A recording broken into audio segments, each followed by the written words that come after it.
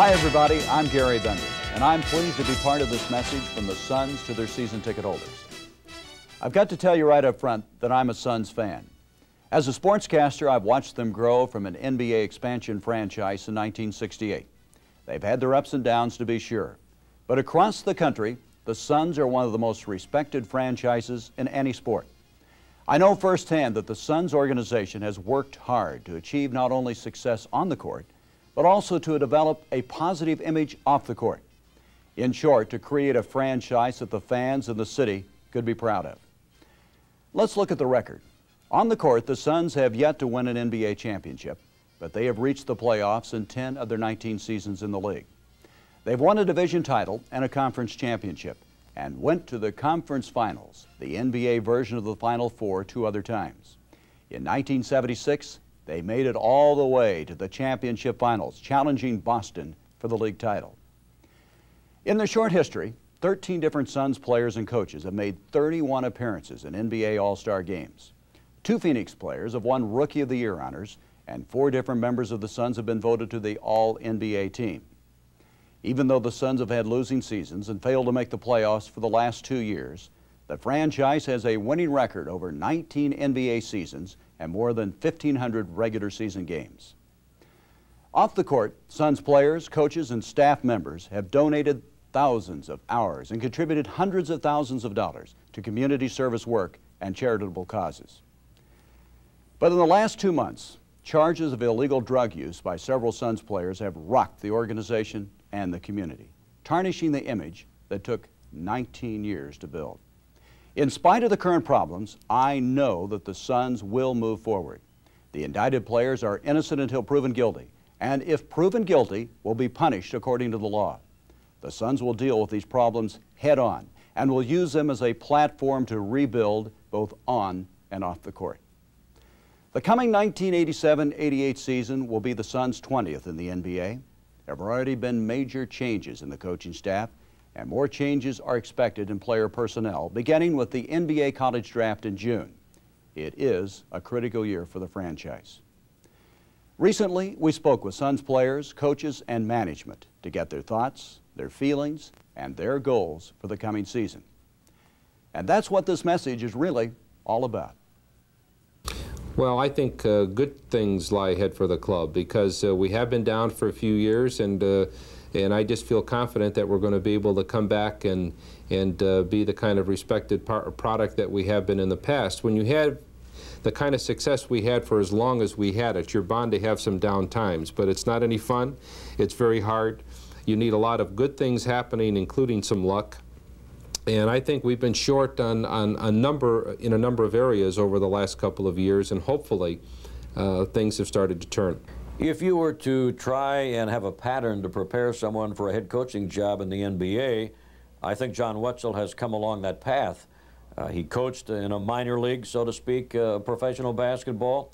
He came in, his first few years was doing mostly scouting of other NBA teams, of college players, and then in recent years moved into his role as an assistant coach on the bench. I think John Wetzel is more than ready, and I think he is going to impress all of us with his ability to operate as a head coach in the NBA. Well, I was thinking things were going so well with Dick Van Arsdale and Wetzel being the 2 coaches, and you know, Dick didn't want the job, and I figured that Coach Wetzel was a great guy for the job. We got along well with him as a team, and he understands how everything worked, and we figured that he was the best guy for the job. It definitely is a challenge. I'm aware of that going into it, and there are some things that we have done in the past which we will continue to do. There are some things which I would like to do a little bit differently.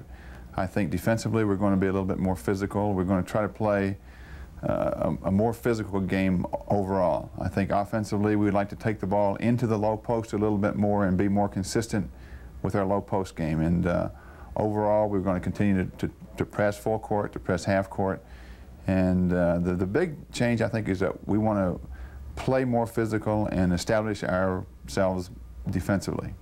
Well, because of the positions I play, both center and forward, sometimes a small forward, sometimes a big forward, over the last couple of years, I'm not exactly sure at this point what position I will be needed at for the most part of next season, but I need to be available to be able to play all three of those positions.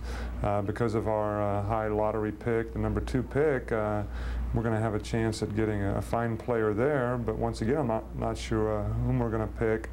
I need to come into camp, as I always have, certainly in shape, ready for our new coach, John WETZEL, and be ready to perform for him at any one of those positions. And because, as you say, I am the oldest guy on the team, we'll have to be there to provide leadership for the younger players, as all older players are looked forward to doing. Larry, we can't overlook the current drug problems the team has, and they're, of course, getting all kinds of attention around the nation. What's the feeling of the fellows, the players that you talk to on the team right now about all these things that are going on? Well, we feel that it hurts everybody. We all got to stick together. We became a close-knit team at the end, and I think it's going to be real important to us that we stick together going into the beginning of the season and start playing well and get this problem behind us. You know, be one of the first teams that get rid of this problem and never let it happen here again. There are a lot of questions, there's no doubt about that, and until there are a lot of accusations, and until players are accused or they're found guilty, I'm going to go ahead as if all our players will be back with us. For me to make plans any other way would be foolish. If somewhere down the road we know that some or any of our players will not be back with us, then we will have to make contingency plans accordingly. It's great to be back with the Suns, and I mean that sincerely. I feel that I never left, even though I made a lot of stops along the way. I probably had the most fun here in the Valley of the Sun because I think I had my best teams here with the Phoenix Suns. They were outstanding teams, and their record indicates it. After leaving here, I had some good teams, but I had to struggle about every night.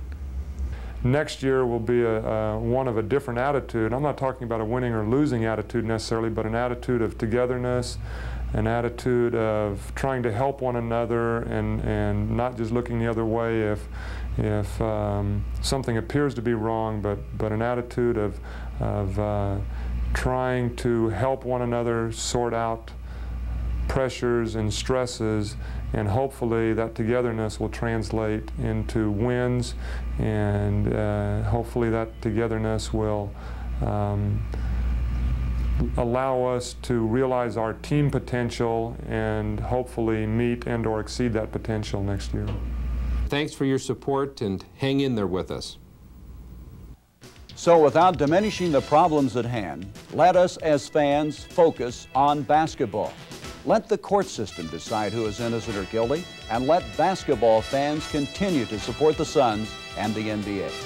For the entire organization, the challenge will be bigger, the work will be harder, but the Suns have been a franchise of integrity and strong character. And that's why they will succeed.